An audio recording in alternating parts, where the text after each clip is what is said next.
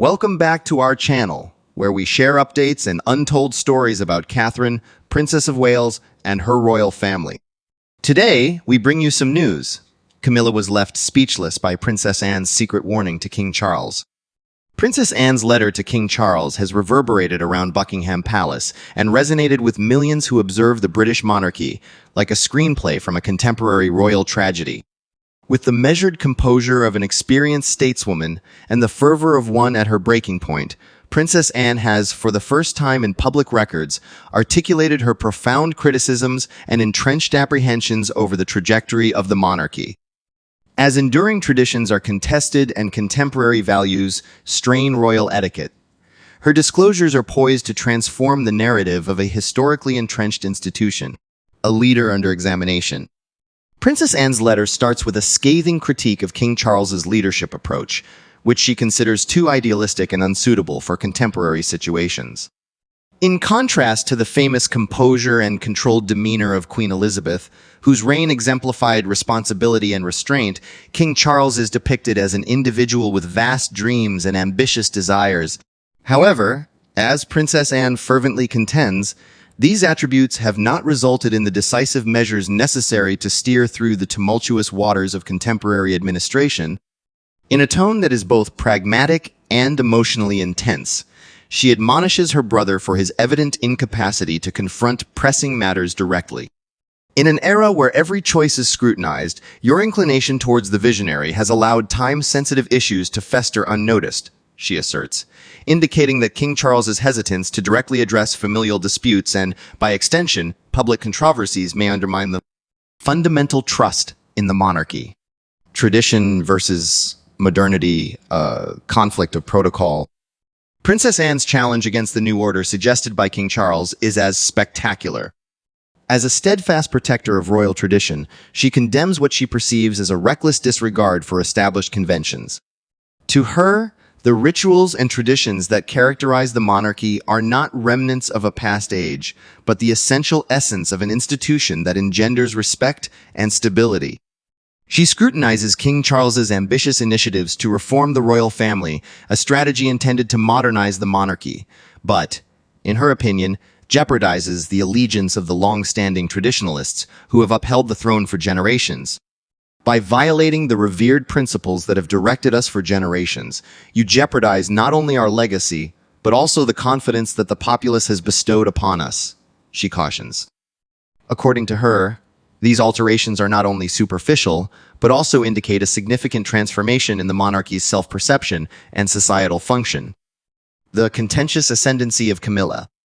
No topic has provoked as much fervent discussion as the role of Queen Camilla. In her letter, Princess Anne expresses profound anxiety over Camilla's growing influence in royal circles. Although the Queen Consort is officially shown as a devoted companion to King Charles, Princess Anne privately indicates that her increasing dominance has disrupted the fragile equilibrium of family relations. Camilla's presence, while undeniably important, must not overshadow the crown's overarching mission of service and duty, emphasizes Princess Anne. Her apprehension stems not from personal hostility, but from a worry that the monarchy's narrative is shifting toward individual prominence at the expense of communal responsibility. The letter references several instances when Camilla's public engagements unintentionally incited controversy, a warning that even little alterations in attention might have significant consequences in the closely connected realm of royalty. Familial fractures. The letter fundamentally serves as a summons for unity, a request from a princess who has always represented stability among family discord. Princess Anne explicitly identifies individuals when discussing the fractures that have emerged in the once unassailable facade of royal unity.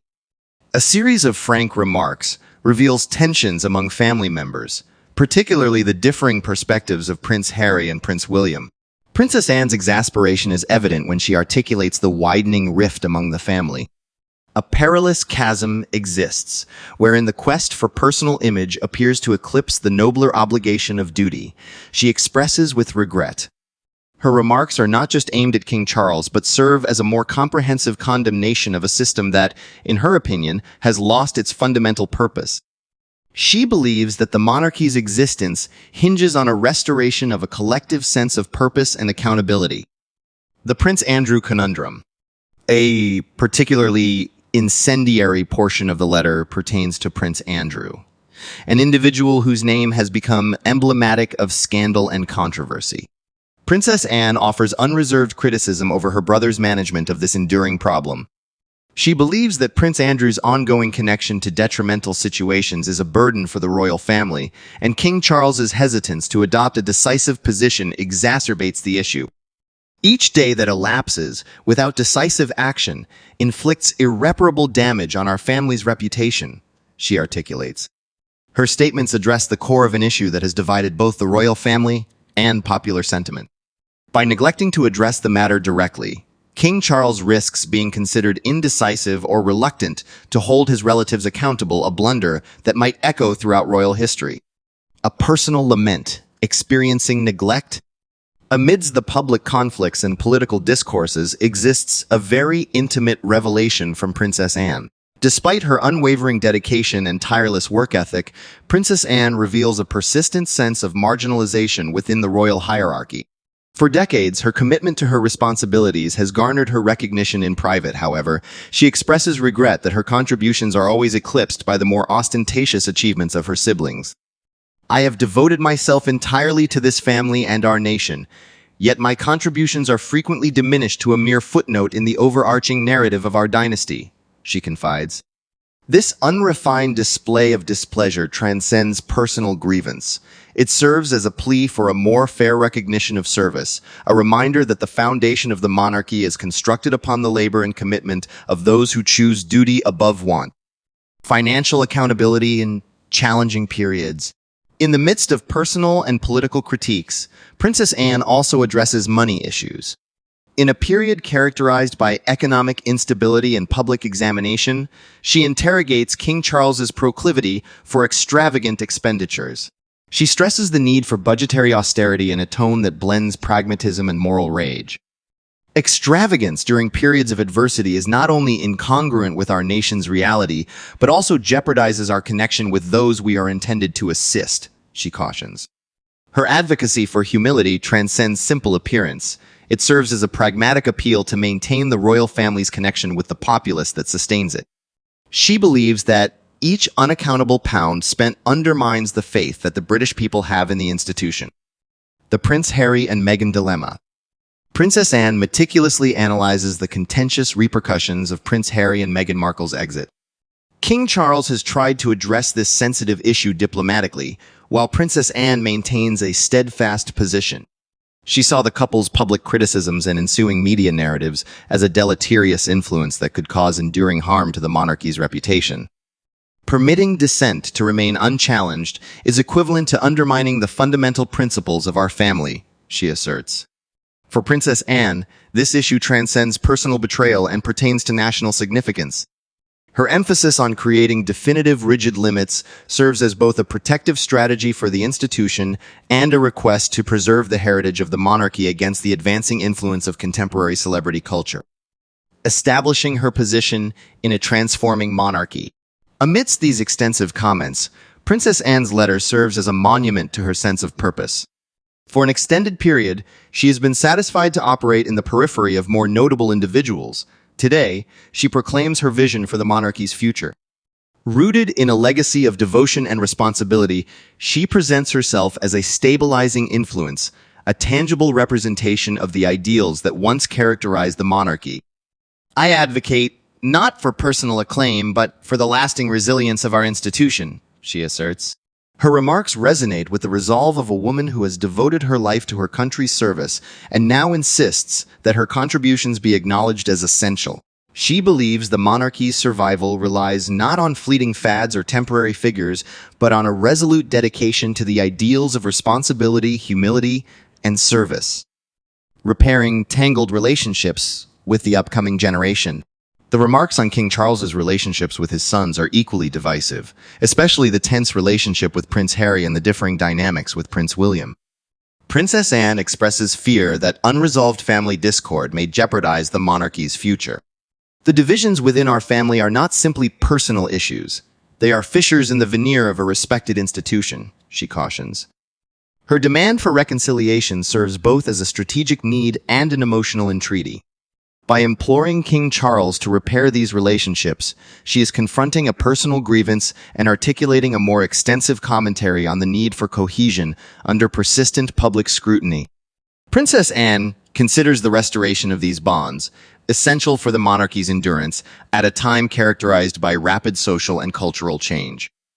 The enduring legacy of Queen Elizabeth, a beacon of inspiration. Every judgment and comment reveals Princess Anne's steadfast allegiance to Queen Elizabeth's legacy.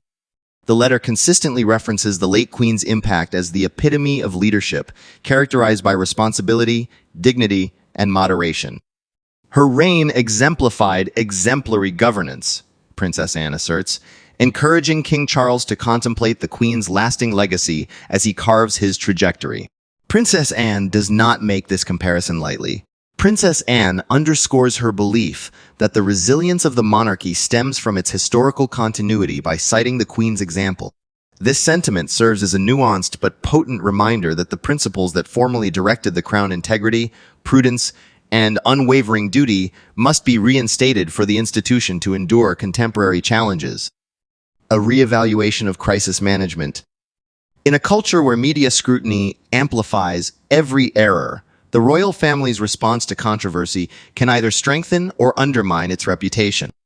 Princess Anne's correspondence offers unreserved criticism over King Charles's management of previous royal controversies. Her tone remains unwavering, regardless of the drama with Prince Andrew or the repercussions from the incendiary disclosures by Prince Harry and Meghan. She alleges that King Charles is reactive instead of proactive, allowing public perception to supersede ethical decision-making. Without a clear and consistent strategy, we jeopardize our esteemed institution by resorting to a series of disorganized damage control measures, she cautions. Princess Anne believes that genuine leadership is shown via the capacity to face challenges with honesty, a lesson she urges her brother to grasp before irreversible damage occurs. This article discusses the function and impact of the Duchess of Cornwall. The role of Queen Camilla has become a notably controversial matter within the complex framework of royal duties. Princess Anne recognizes Camilla's position as a supporting consort, but is vehemently critical of what she views as an encroachment that jeopardizes the established hierarchy. The monarchy's emphasis should persist on the institution rather than on the individual personas that may, inadvertently, distract us from our responsibilities, she articulates. Her comments indicate a want for a more explicit definition of responsibilities within the family, ensuring that each member contributes to the collective goal without eclipsing the enduring ideals that have historically characterized the monarchy. This is a plea for equilibrium at a time when individual aspirations often jeopardize the cohesion, that is, the genuine power of the crown. The most devastating aspect of Princess Anne's letter is her candid admission of her status within the royal family. Despite a career devoted to public service and philanthropy, she expresses profound dissatisfaction at being consistently marginalized. I have worked quietly, motivated by a profound sense of duty, yet my efforts are often overshadowed by the noise of controversy and spectacle, she reveals. This particular regret transcends mere sadness. It serves as a summons to realign the monarchy with a paradigm of service that prioritizes content above style. She believes that the genuine value of the royal family lies not in its public relations maneuvers, but in its capacity to serve the people with humility and steadfast determination.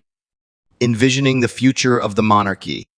Central to Princess Anne's fervent communication is a vision for the future, one in which the monarchy embraces transformation while preserving its illustrious history. Princess Anne responds to King Charles's initiative for modernization and efficiency with prudent caution. In our haste to adapt, we must not forsake the traditions that have historically served as our foundation, she asserts. Her proposition neither rejects development nor clings to antiquated habits. It advocates for equilibrium. She sees a future where modernity and tradition live harmoniously, a future in which the crown's acts embody both dignity and responsibility alongside innovation and adaptability. The consequences of Prince Harry's disclosures. In a concluding intense segment, Princess Anne confronts the consequences of Prince Harry's provocative biography.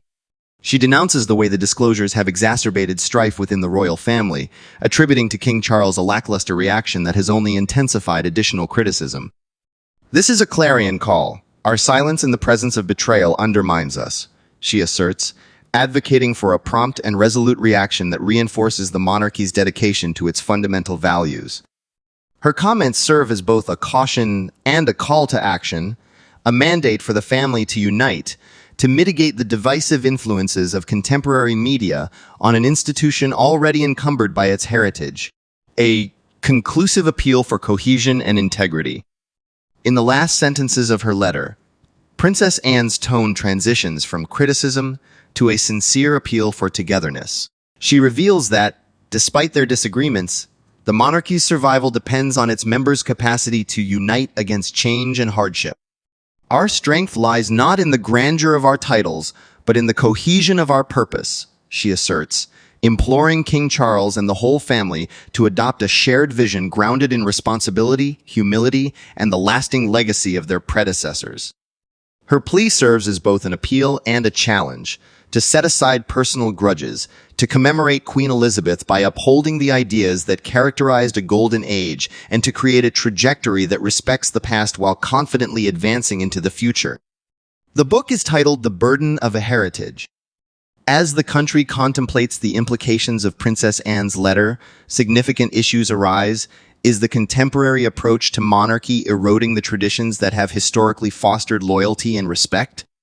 Can King Charles harmonize his contemporary aspirations with the time-honored traditions that have characterized the British monarchy for centuries? Will the royal family find a means to reconcile the widening divisions among its ranks before its legacy is irrevocably compromised?